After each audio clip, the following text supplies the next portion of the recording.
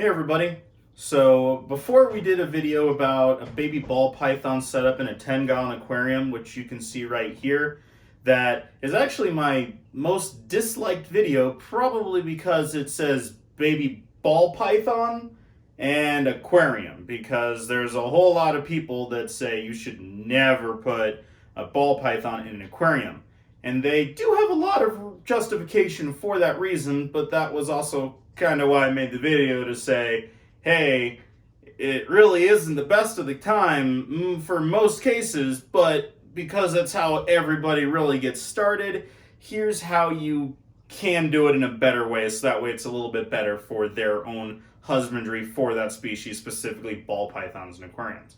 But at the end of it, I said that, hey, why don't we do one that is just about maybe doing them in a tub or in a PVC setup or something like that, which is a little bit more, if you're going the tub route, a little bit more inexpensive, and either way, both for better keeping in humidity and keeping in the temperatures for that. So here is this video. I don't actually have a juvenile ball python to put into the particular type of tub that I chose, so I went with our male Theri king snake, or variable king snake. And the reason for that is because, in all honesty, king snakes are pretty forgiving and can kind of adjust to a lot of different things.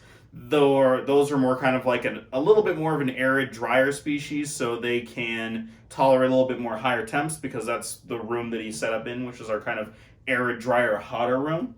So basically the whole thing still applies, only we will just tweak it a little bit of how we actually set it up. So here's how we go, starting with a hefty 113 quart locking tub that we're going to use for this. We're using it for the Theri king snake. We used it for another recent edition that we'll show off in another video really soon, as well as this, I think, is a really great choice for specifically a snake that's up to probably around as juvenile to subadult, and maybe even a small adult male ball python, because for a couple reasons. Number one, it's super, super clear. Number two, it has 4 locking lids, so it's pretty much escape proof for most snakes out there. There's 2 on the middle of the longer side, and there's 1 on both ends like you would see normally. It also is pretty tall, so you can allow climbing branches, really thick substrate, arboreal perches, and even enough room to, what we're going to do, put on an actual UVB light, because we're going to make it a bioactive tub. And you can do that for a ball python too. Okay, so first things first is we're going to use a soldering pen to put a hole in the top of it that we're going to use for our dome light, that we're going to put in a UVB bulb, because we're going to have the live plants in there.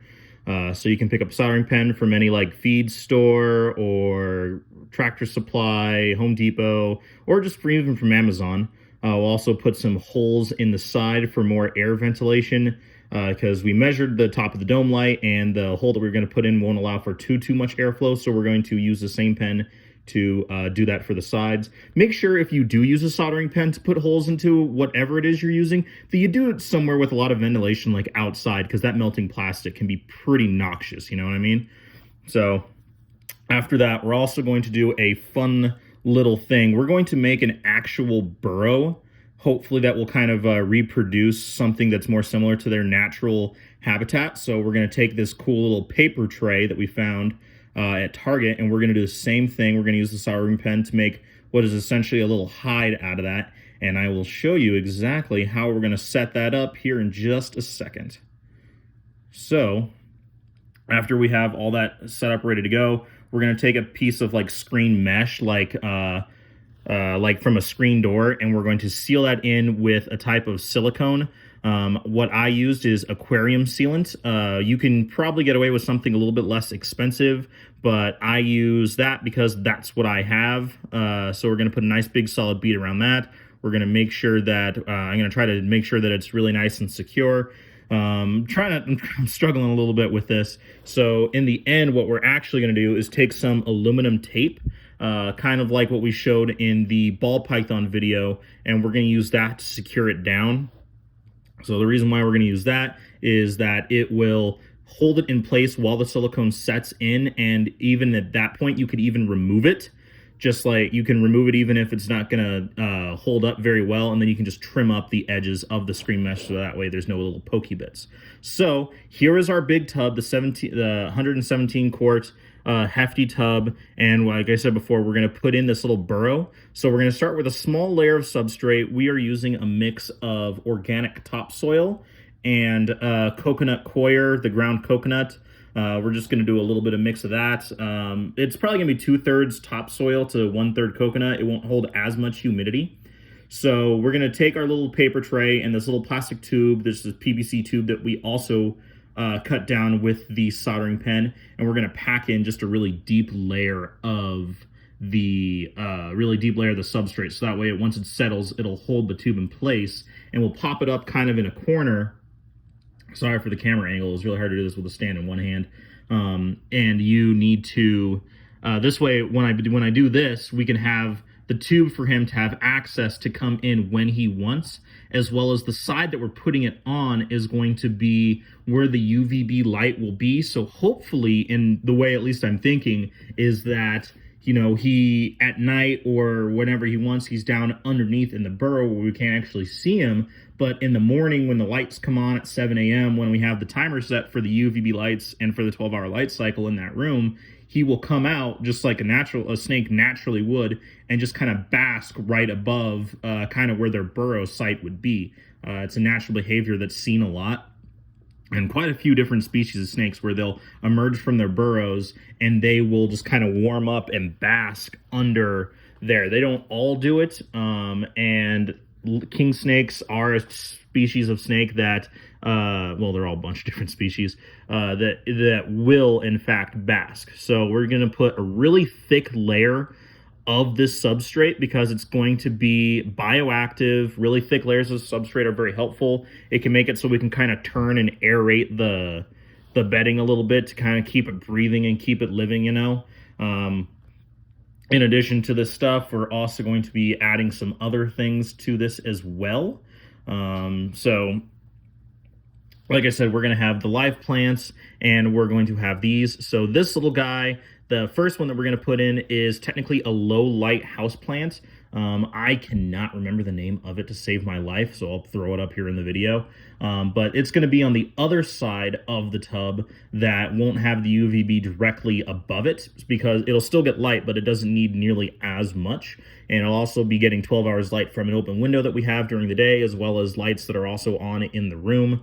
This other one is an agave plant. It's a desert plant, a little bit more arid. I'm going to put it above the little burrow that we put in there, because hopefully that way when we do water them, because they're live plants, we do have to water it, as well as the soil needs to stay fairly humid, not crazy humid, because the variable king snakes are a more desert type species of snake that they don't need as much humidity as compared to like a tropical species like a boa or a ball python or something like that. So I'm going to put it on top of that where it won't be able to go down as far, but hopefully that way when I water it, it won't like, basically drown with the water that we put in there.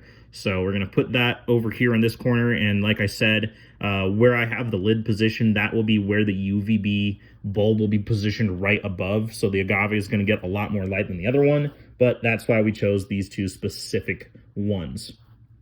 So we're going to make sure that those stay nice and buried, so that way king snakes won't tear up like a ball python or something like that would.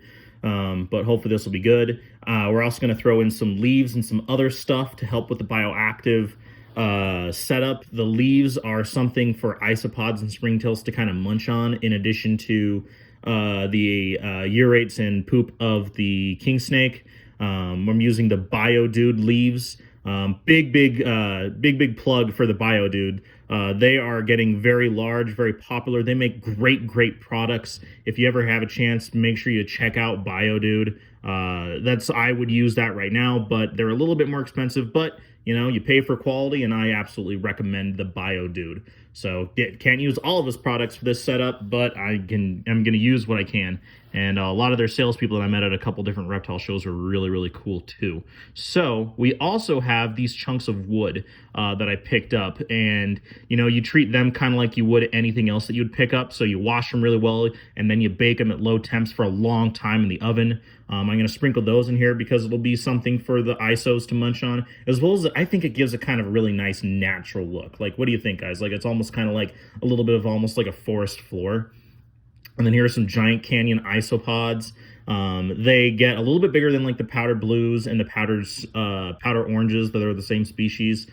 They can take a little bit drier temps overall. The powder blues and snows can do it too, but I like the giant canyons. They don't reproduce as quickly, but once established, they're really, really hardy. But because this is also a lot of substrate, and king snakes do kind of poop a lot because they're crazy monsters. They just eat like crazy. We're actually going to throw some powdered blues in here too, because like I said before, the powdered blues, they kind of reproduce a little bit faster than the giant canyons, but we're going to throw some of those in there as well as we're going to take this big old chunk of cork bark, and we're going to use that as this hide for the surface.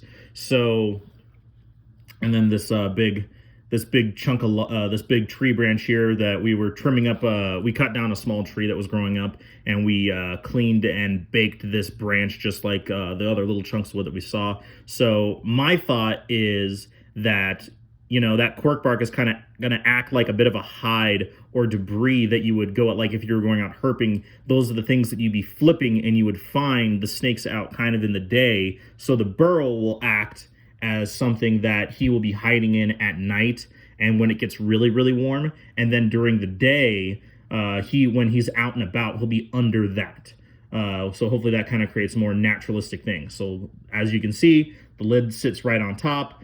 We will anchor that in so that way it doesn't move and actually gets knocked over. So what do you guys think? I think that looks pretty good, fairly naturalistic. Here's our male Lampropeltis theri, so the variable or Sierra Leone king snake. He's the milk phase or tricolor phase. I don't know, I think it looks pretty good. What do you guys think? It's a lot bigger than what he was in. They don't need as much room as a lot of other species of snake, but I felt kind of bad. He was in a little bit of a smaller enclosure, and I think he's going to really like this, and hopefully he will utilize the burrow. He immediately went under the cork bark, as you can see, but I bet he will, I'm hoping what he's going to do is that he will be under the burrow once he learns where it is. He will go down there during the night and the evening. I tried to get him to go in there, but he's just not having it. And then during the day, he will be under the cork bark and cruising and moving around. There's the thick layer of substrate also. If he wants to kind of nose in, he can do that as well.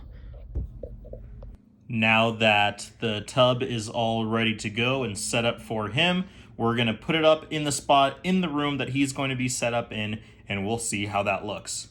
So here it is, all set up in its final glory, where it's going to live in the arid room where he previously lived in just kind of an open air glass container before. So you can see there's the agave ready to go. It's a little higher up, as we said before, so hopefully this way when I water it, won't ever worry about like stagnation or anything like that.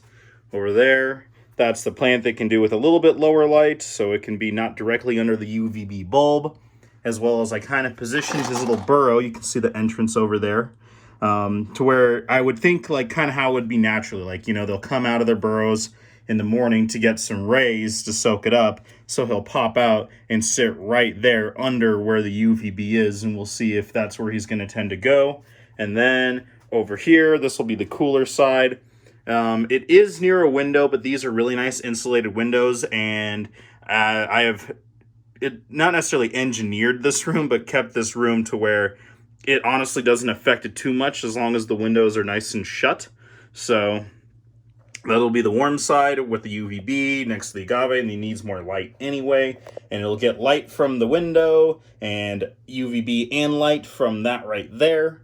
And then over here, we have the little plant over there, the little lower light plant, sorry for the finger. And there's our little guy right there. So, as you can see, easy to do, fairly inexpensive. It just takes a little bit more effort into it. Although, to be completely honest with you guys, that's kind of the fun of doing these things, is kind of putting in the extra work into their habitats so that way they can enjoy it too. So here, we'll open this up so you can see I used, so it's not going to go anywhere. Pop that up. There he is. Hey, you. Hope you like it. Thought I saw some ice pods crawling around here. Can't really see him right now. But there we go. Here's where he's going to live now. What do you think you're doing? What do you think you're doing? You silly. You silly. Hope you enjoyed this video, you guys. So here you go. This is a good example about how you can do something like this very inexpensively. It's a lot lighter weight than like an equivalent 40-gallon tank. As you can see, it's got some nice size to it. That's why we chose this one, as we said before. So if you wanted to do this for a ball python, we just changed it up a little bit. You know, maybe a few less air holes here. We'd maybe widen this up here for like a UVB and a heat bulb, depending on, you know, your room setup and everything else like that.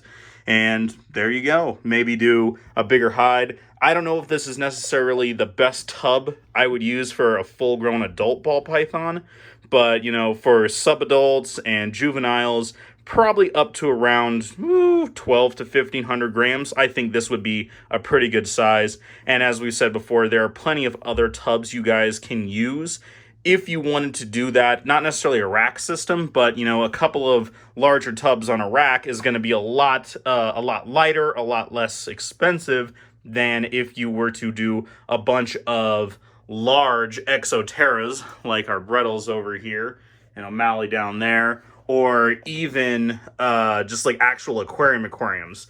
So lighter, inexpensive. It just takes a little bit more effort, although as you guys saw, it didn't require that much, just a few more steps and a little bit of pre-thought when it comes to it. Oops, sorry about that. Hopefully you enjoyed this video, gave you some ideas about exactly what you can do. And as you can see, it's a pretty clear one. That's not, you can clearly see what he's doing in there, right? Like, it's not as crystal clear. Oh, he's burrowing down. That's awesome. Not as crystal clear as glass. But, you know, pretty nice. Let me know what you guys think down in the comments. Any questions, comments, email me, jzsreptiles.com. Stay tuned for more updates on these guys, on available snakes, on possibly future merchandise, or any other animal, reptile questions that you have for me. Hope you're having a great day, and we'll catch you next time.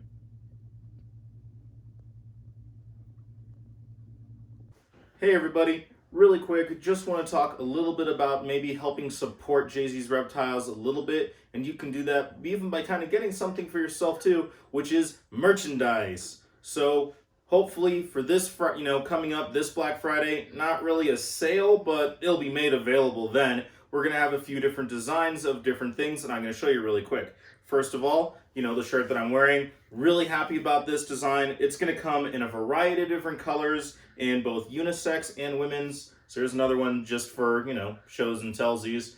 We have purple, teal, black, gray, a couple different colors. It's going to be really cool. The other one is obviously the standard logo, the Jay-Z's Reptiles logo. So here's another t-shirt. Just nice, simple, keep it sweet, easy, but looks really good, I think, as well as we also have bandanas with Jay-Z's Reptiles. We have masks in limited quantities available as well. So all of these all of the t-shirts, I will have different sizes in unisex, women's, even a few youth tees. But, you know, just please let me know. Hit me up, jzsreptiles@gmail.com if you're interested. We also have stickers in full color. You know, so we have these guys that we've had. This is the full color one that I know everything is usually in black and white for those, because printing t-shirts is kind of expensive, everybody. We also have another really cool brand new design for stickers that are coming out. You can see it right here. So every one of these things is made, every one of the designs has been designed by a local artist here in Denver. So kind of helps support local artists. The shirts are printed at a local print shop, so that helps, you know, local print shop, local business, as well as, hey, I'm local too, you support small business, locals, yay. So hopefully you, you know, are interested. Hit me up, jzsreptiles@gmail.com. Catch you next time.